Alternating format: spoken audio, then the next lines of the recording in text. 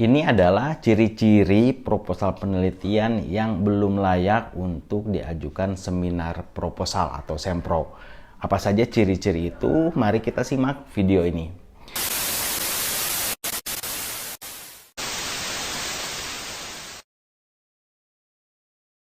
Assalamualaikum warahmatullahi wabarakatuh. Kembali lagi di channel Skripsi Bisa. Bagi teman-teman yang belum subscribe channel ini, silahkan di subscribe terlebih dahulu agar kalian bisa mendapatkan video-video terupdate yang tentunya ini akan bermanfaat sekali bagi kalian, khususnya bagi mahasiswa. Di video kali ini kita akan berbincang terkait dengan proposal penelitian. Nah, proposal penelitian ini akan diseminarkan atau dipresentasikan di depan para pembahas ya, yang kita sering sebut dengan seminar proposal atau disingkat sempro. Ada juga yang mengatakan bahwa usulan penelitian itu SUP ya, seminar usulan penelitian. Ya, itu sama saja sebetulnya, istilahnya ada sempro, ada SUP. Nah, itu merupakan langkah awal kalian sebelum melakukan penelitian. Jadi sebelum kalian melakukan penelitian, kalian harus mengajukan rencana penelitian kalian dalam bentuk proposal penelitian yang nantinya akan diseminarkan. Ya, istilahnya bisa sempro atau SUP. Ketika memang setelah diseminarkan, maka akan ada keputusan-keputusan apakah memang usulan penelitian kita ini boleh dilakukan atau tidak.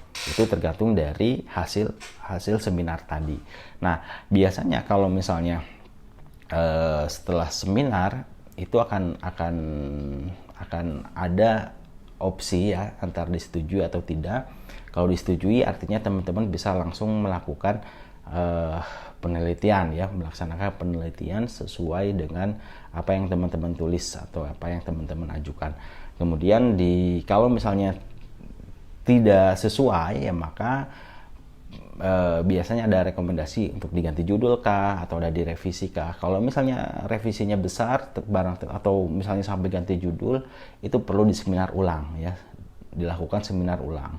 Kalau misalnya revisinya minor ya, kecil-kecil, itu biasanya tidak perlu, cukup didiskusikan dan dibahas kembali dengan dosen pembimbing, dan itu bisa langsung melakukan penelitian.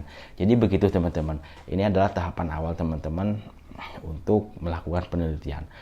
Setelah sempro kalian melakukan penelitian, lalu tahapan berikutnya adalah membuat laporan penelitian berupa skripsi ya, babnya full dari bab 1 sampai bab 5. Nah, dalam proposal ini kan ada 3 bab yang terdiri dari bab pendahuluan, landasan teori, kemudian ada metode penelitian. Itu yang sistematika yang ada di dalam proposal. Nah, ada beberapa ciri proposal kalian yang dikatakanlah belum layak ya. Kalau misalnya proposal teman-teman mempunyai ciri-ciri yang saya sebutkan, jangan dulu diajukan seminar, jangan dulu diajukan untuk dapat jadwal sempro. Perbaiki dulu, dan mudah-mudahan apa yang saya sampaikan ini bisa memberikan pencerahan bagi teman-teman semua.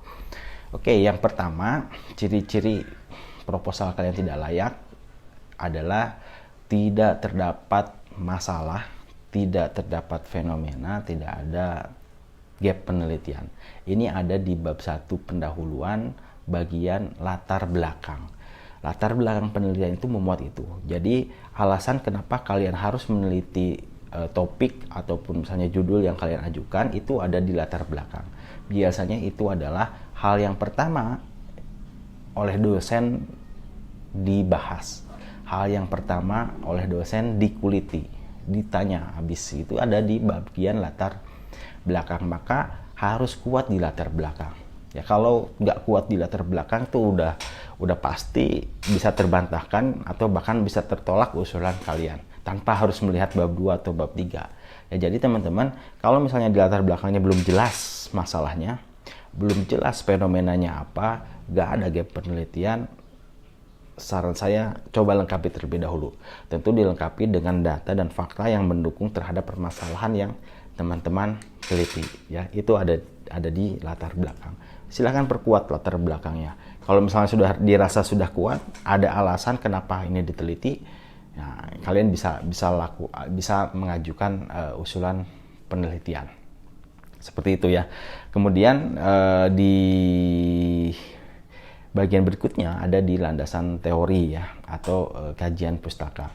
Setelah teman-teman ini mempunyai masalah, kemudian udah di-define variabelnya apa, maka langkah berikut adalah harus ada teori-teori pendukung yang memang menguatkan dari topik penelitian teman-teman semua. Ya, jadi teori-teori yang dipakai itu harus ada. Jadi teorinya apa? Mulai dari grand teori, middle teori, dan sampai ke applied teori. Nah, teman-teman harus tentukan apa grand teorinya, apa middle teorinya, apa applied teorinya. Ya, kalau teman-teman belum bisa menyebutkan itu, ya, tentu belum layak proposal teman-teman. Itu ada di bab 2 ya. Nah, tentukan grand teorinya, applied middle teorinya, dan applied teorinya. Kalau teman-teman sudah bisa menyebutkan itu, oke, teman-teman sudah bisa maju. Selain itu, teman-teman juga harus ada penelitian terdahulunya. Ada gak penelitian terdahulunya? Apakah penelitian terdahulu teman-teman relevan dengan permasalahan atau topik yang teman-teman angkat? Pastikan itu ya. Ada teorinya, kemudian ada penelitian terdahulu.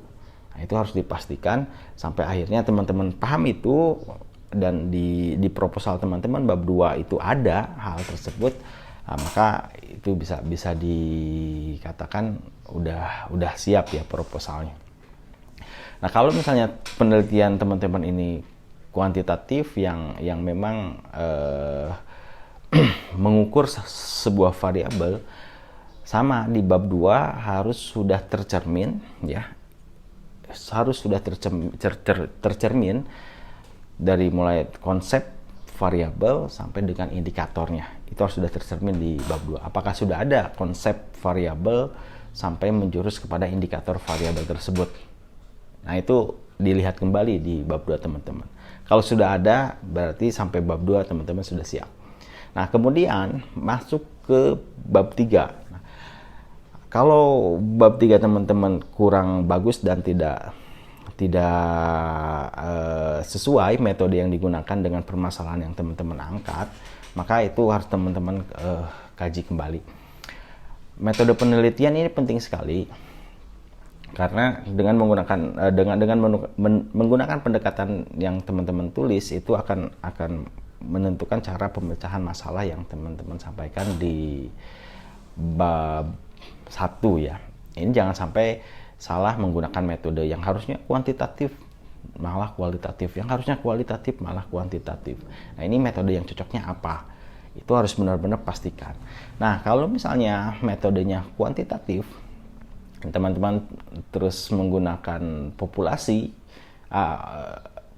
dan sampel, itu harus jelas ya. Populasinya siapa, sampelnya berapa, itu harus dihitung dengan jelas. Itu harus sudah tercermin gitu ya. Kalau misalnya belum jelas itu, berarti kan masih belum siap. Nah, kemudian masih di bab 3, operasionalisasi variabel. Nah, itu harus jelas bagaimana kalian akan mengukur sebuah variabel. Tentu dalam membuat operasionalisasi variabel itu akan relevan dengan bab 2. Ya kan, di bab 2 dibahas ya dari mulai grand teori sampai applied teori. Kemudian di sana ada penelitian terdahulu, lalu ada juga kalian menyebutkan konsep sampai dengan indikatornya. Nah, itu yang akan masuk lagi ke operasionalisasi variabel. Jadi saat membuat operasional variabel ini, kalian mengacu pada bab 2 kalian. Ini akan saling keterkaitan, maka pastikan itu. Kalau misalnya itu belum ada kaitannya antara bab 2 dan bab 3, perbaiki dulu sebelum kalian mengajukan usulan penelitian. Nah, lalu teman-teman kalau sudah memastikan dari bab 1 sampai bab 3 ini sesuai dengan apa yang tadi saya sampaikan, ya selanjutnya meminta ACC pembimbing ya untuk seminar proposal. Nah, kalau misalnya udah siap seperti itu, teman-teman harus baca kembali, pahami kembali rencana penelitian teman-teman. Kalau perlu latihan presentasi untuk menyampaikannya seperti apa, dan poin-poin yang tadi saya sampaikan itu harus sudah bisa dijelaskan oleh teman-teman, dan garis besarnya ya itu yang akan ditanyakan ya. Itu saja, mudah-mudahan ini bermanfaat bagi kalian semua. Terima kasih. Assalamualaikum warahmatullahi wabarakatuh.